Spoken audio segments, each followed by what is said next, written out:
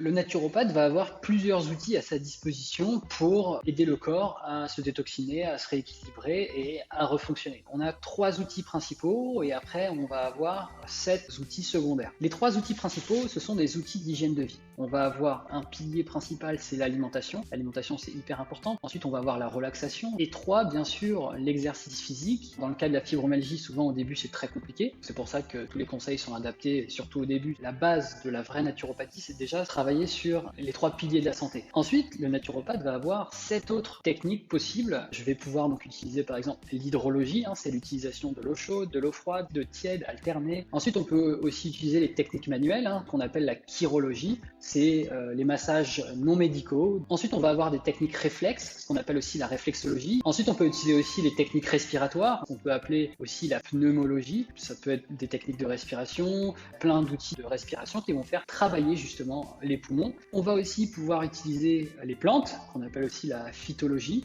On peut utiliser ces plantes pour revitaliser, pour détoxiner, pour drainer, etc. 9e technique qui va être toutes les techniques énergétiques. Et on va avoir aussi les techniques vibratoires. Ça peut être d'utiliser les rayonnements du soleil, etc. On a beaucoup d'outils en naturopathie. Tous n'ont pas la même importance. Voilà, donc on se retrouve dans les prochaines vidéos.